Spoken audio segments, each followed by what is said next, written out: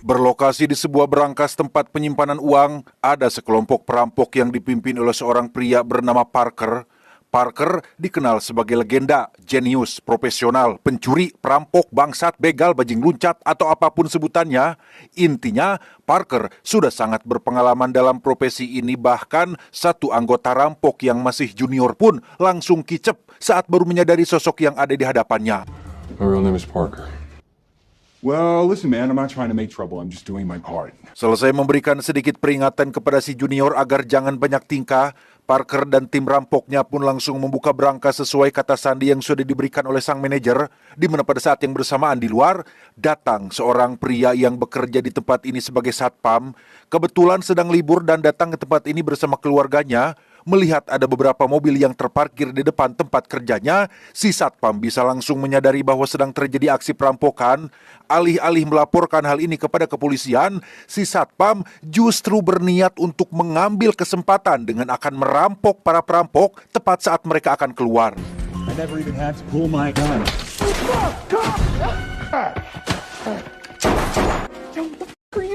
Dan ya, si satpam berhasil mengambil satu kantong berisi uang hasil rampokan, di mana Parker yang tidak ridho pun langsung melakukan pengejaran dan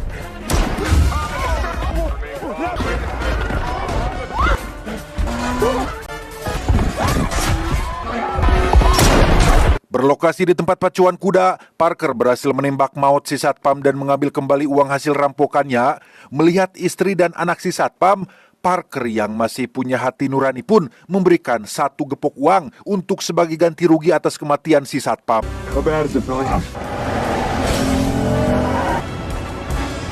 Setibanya di markas rahasia, salah satu sahabat dekat Parker bernama Phil pun langsung mendapat perawatan setelah sempat terkena tembakan. Dari 4 anggota baru yang ikut dalam aksi kali ini, ada seorang wanita bernama Zen yang mulai bersikap mencurigakan dan tiba-tiba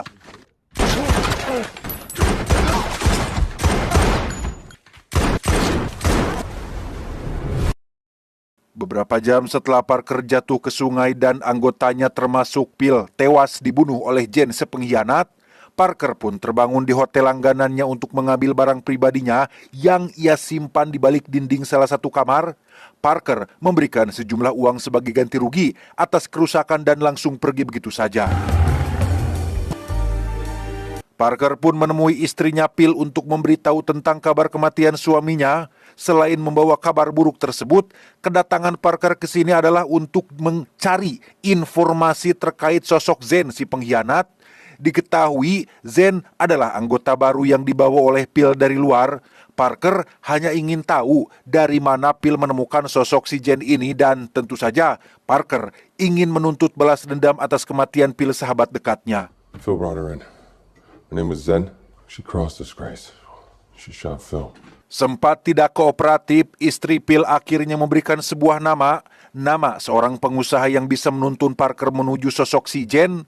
Yang tepat sebelum pergi, Parker diminta pastikan untuk menghabisi pelaku yang telah membunuh suaminya. Kill her for me.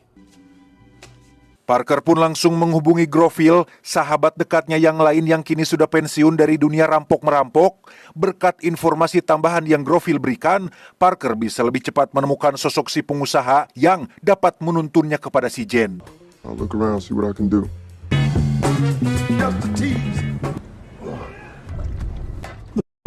Dan ya, Parker berhasil menemukan sosok si pengusaha dengan menyamar sebagai supir pribadinya. Setelah diberikan sedikit intimidasi, si pengusaha akhirnya mau untuk memberitahu tentang sosok Zen yang ternyata merupakan anggota pasukan elit yang bekerja untuk seorang diktator kejam asal Amerika Selatan. Yang tepat saat si pengusaha akan memberikan lokasi Zen berada, tiba-tiba ya, muncullah pasukan pembunuh elit yang diutus Zen untuk menghabisi Parker, tetapi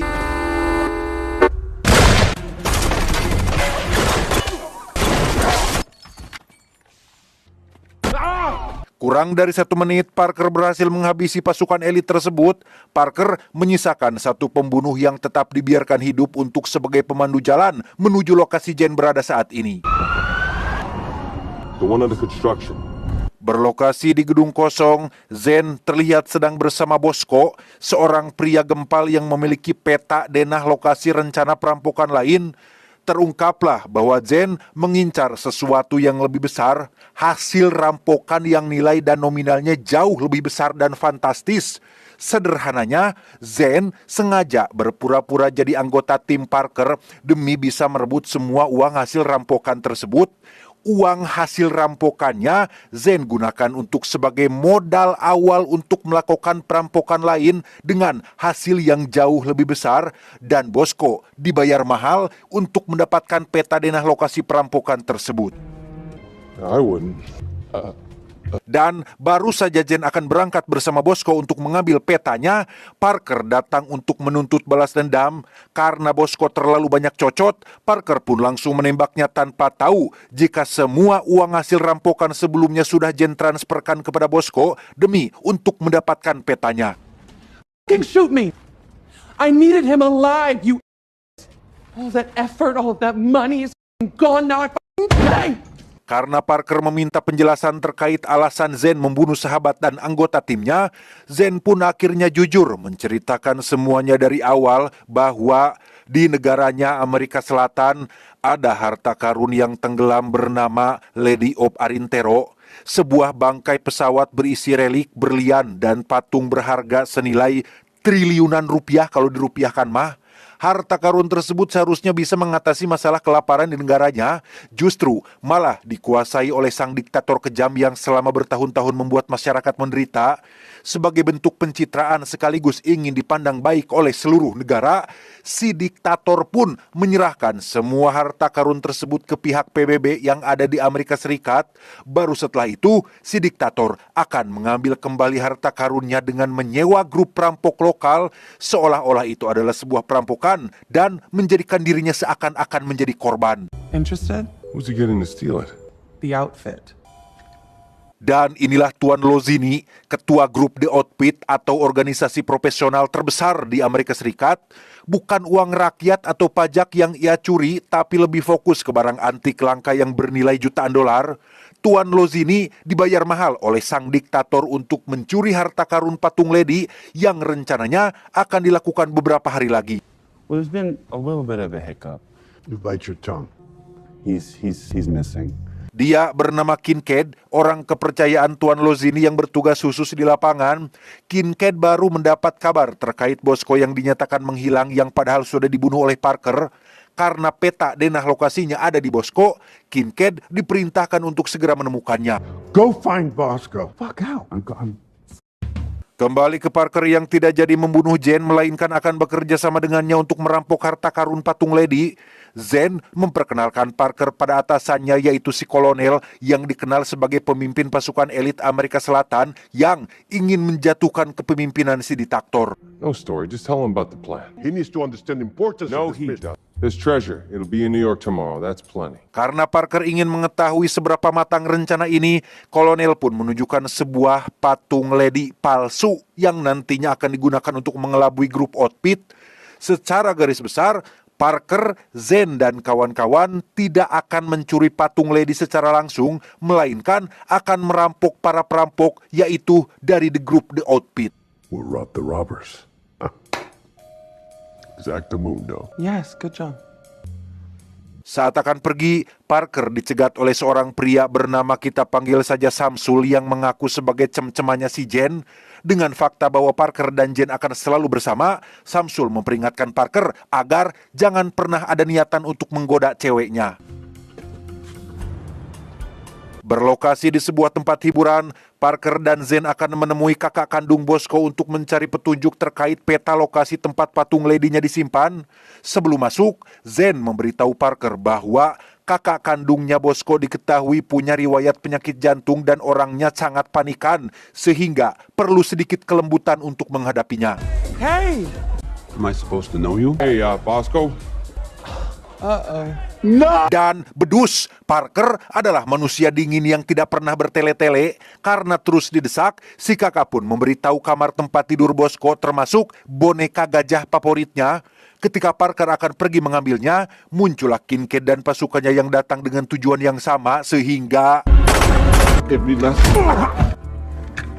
Si kakak pun mengalami serangan jantung akibat terus dipukul oleh salah satu anak buah Kincaid. Zen pura-pura sebagai dokter agar bisa meraih pistol yang ada di bawah meja dan inilah yang terjadi. I can help. Setelah berhasil menumbangkan para keroco, Parker pun langsung naik ke atas untuk mencari petanya.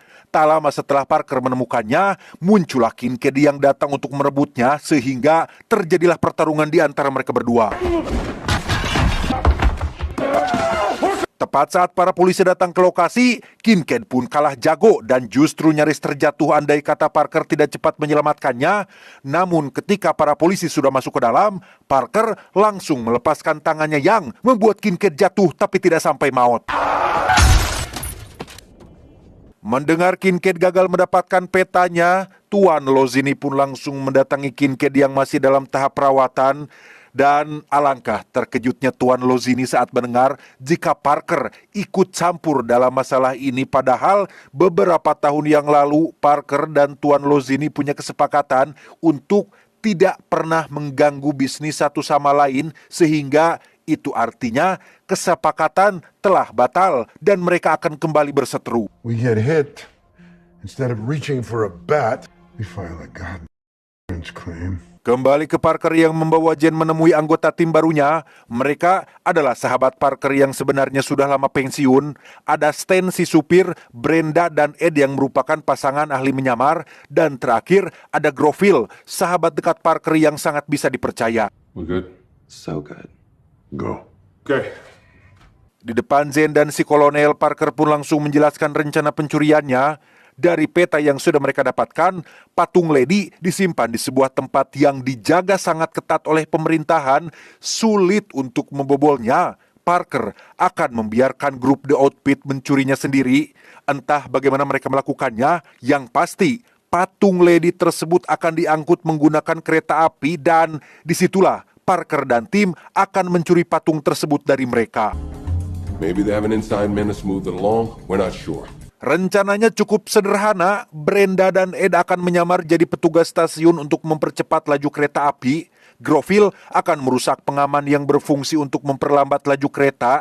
Nah, saat kereta melaju dengan kecepatan melebihi ambang batas, maka kereta akan anjlok saat menemui belokan atau tikungan dan jatuh meluncur ke bawah. Disitulah Stan akan menunggu dengan truknya untuk segera mengangkut patung Lady ke tempat aman. Have a cube truck standing by. Stan, need to get us one. No problem. We should have 10 full minutes to load it up, get going. Masih ada waktu sekitar 24 jam sebelum beraksi. Parker meminta mereka semua untuk pulang, istirahat yang cukup agar besok bisa bekerja dengan baik. Di mana Parker sendiri menginap di sebuah hotel dengan kamar yang selalu ia pesan. Dan tebak, seada siapa di dalam? What are you doing here? Ya, Zen sudah ada di sana dan sepertinya selalu mengawasi gerak-gerik Parker setiap detiknya.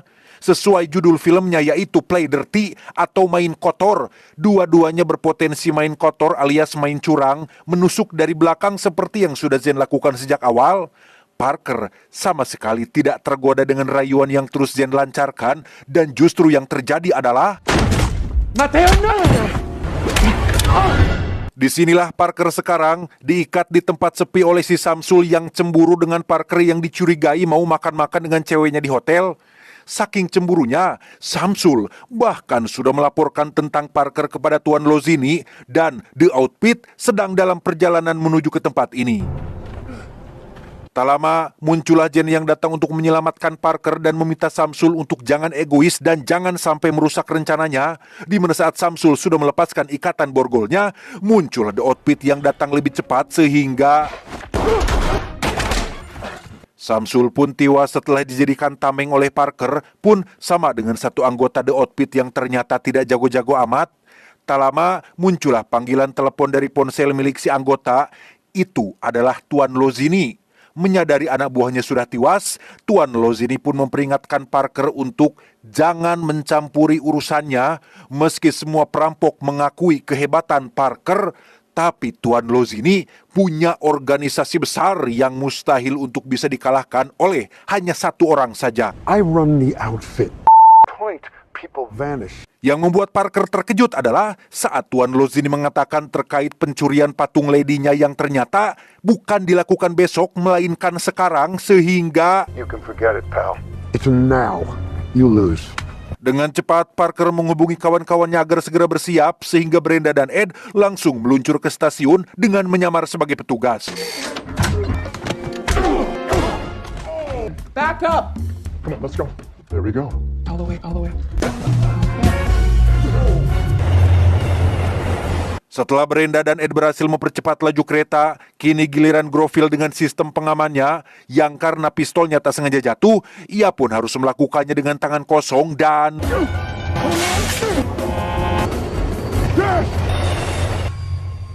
Di luar dugaan, keretanya tidak anjlok disebabkan kecepatan yang masih kurang, sehingga Groville dengan cepat pergi menuju belokan selanjutnya dan langsung menembak pengamannya dari jarak jauh.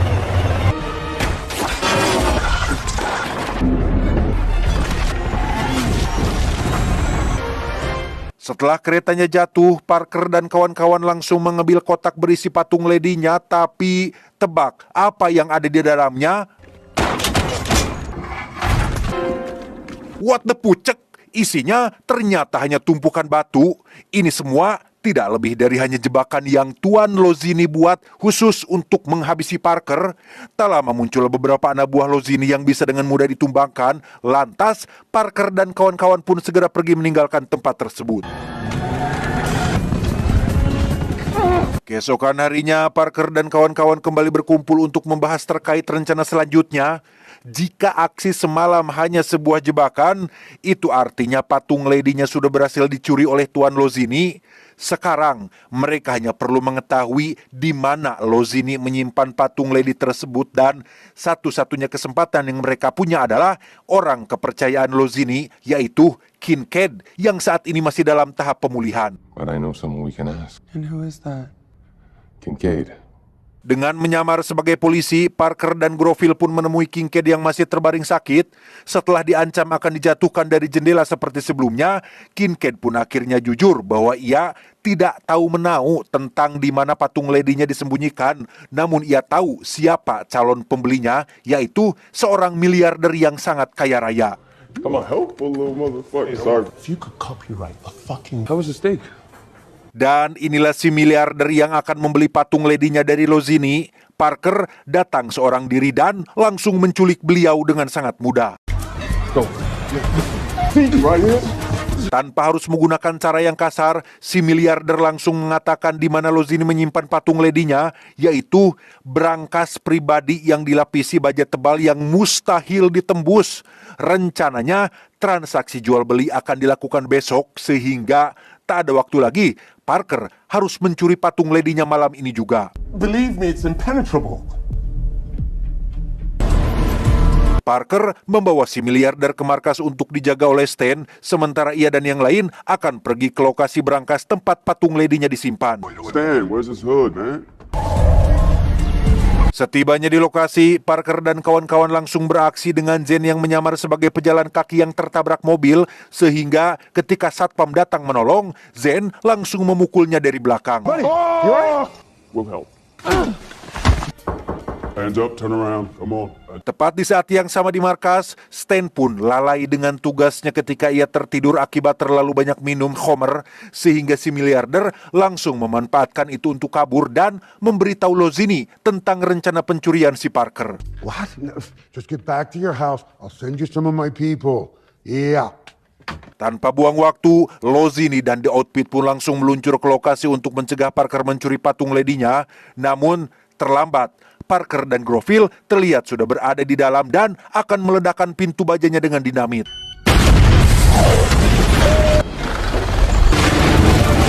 Impenetrable cage, my man.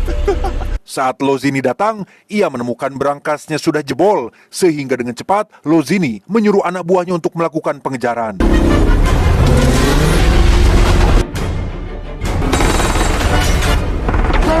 Saat terjadi kejar-kejaran, tali pengikat patung pun terlepas akibat terkena tembakan.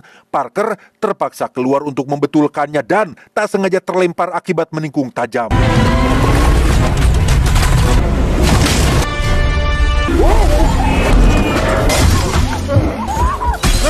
Apes, Groville yang bertugas menjadi supir pun gagal mempertahankan patung ledinya ketika anak buah Lozini berhasil menembakinya dari belakang.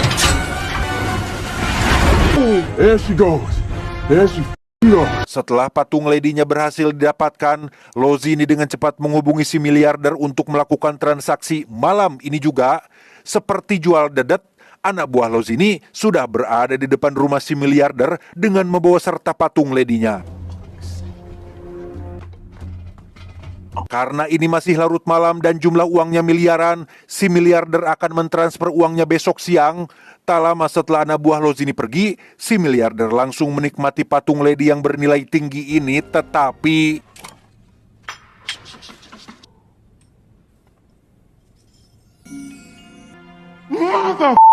setelah menyadari bahwa patungnya palsu, si miliarder pun langsung memanggil si diktator untuk membereskannya. Alhasil, Lozini pun dituduh telah berkhianat, yang padahal ini semua adalah jebakan balasan yang sudah Parker rencanakan. We're going back to Greenbrook. Greenbrook? Why? Because that's where the lady... Ketika Lozini dan pasukannya baru mau berangkat, Parker CS sudah lebih dulu ada di sana, membobol berangkas lain tempat patung ledi aslinya disimpan.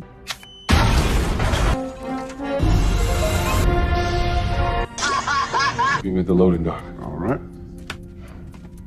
Saat akan pergi, muncullah Lozini yang datang lebih cepat dari dugaan. Tidak langsung membunuh Parker, Lozini menceritakan kekagumannya terhadap Parker yang sejauh ini sudah berhasil mengelabuinya. Parker ternyata sudah menukar atau mengganti nomor berangkasnya dengan cara dicat ulang. Patung ledi yang asli sebenarnya tidak pernah meninggalkan tempat ini. Patung yang Parker bawa tadi adalah patung palsu yang sudah dipersiapkan jauh sebelum aksi ini dilakukan. Can't let you have her. Ya, sebelum Lozini datang, Parker sudah menyiapkan peledak yang dapat diaktifkan dengan remote kecil yang jika Lozini merasa dirinya paling pintar dan selalu selangkah lebih maju, ia sudah salah besar. Ini semua masih bagian dari rencana yang sudah Parker persiapkan karena patung ledi pun hancur tak tersisa. Parker sengaja melakukannya demi hanya untuk mendapatkan Lozini. Alasannya sudah jelas, Parker ingin membuktikan bahwa meskipun hanya sendirian, ia mampu meruntuhkan satu organisasi besar hanya seorang diri. Why? Nobody tells me where I get to walk. Keesokannya, semua anggota tim tampak kecewa karena tidak mendapatkan apapun setelah effort yang mereka lakukan habis-habisan, edan-edanan. Namun Parker punya kejutan rahasia, yaitu beberapa butir berlian yang ia cabut dan preteli dari patung ledi yang harganya tentu sangat mahal meskipun tidak sebesar patung ledi. Thank you very much. This is amazing. Selesai memberikan upah kepada timnya, Parker pun pergi menemui Zen untuk menyelesaikan pekerjaan terakhirnya. Di situ Jen terlihat sangat berterima kasih karena meskipun patung ledinya sudah tidak ada, setidaknya seluruh rakyat di negaranya bisa bernapas lega karena berkat aksi Parker kemarin, sang diktator kejam akhirnya ditangkap setelah terbukti terlibat dalam aksi pencurian bersama Lozini. Dan jika Zen mengira semuanya sudah selesai, sebentar dulu kawan. Meskipun niat Zen baik yaitu ingin membebaskan rakyatnya dari penderitaan, namun cara ia membunuh Phil, sahabat dekat Parker, tetap tidak bisa dibenarkan. Parker sudah diberikan mandat oleh istri mendiang yang apapun alasannya, Parker tetap akan menuntaskan misi awalnya.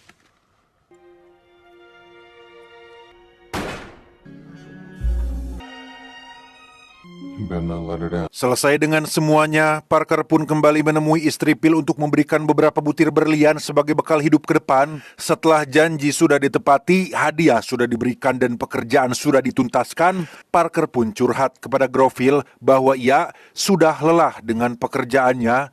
Bertahun-tahun merampok, membegal, mencuri, dan berbagai kejahatan lainnya membuat hati Parker menjadi tidak tenang dan dipenuhi kegelisahan. Ia berniat untuk tobat dan ingin mencari sebuah jalan untuk bisa kembali pada Tuhan.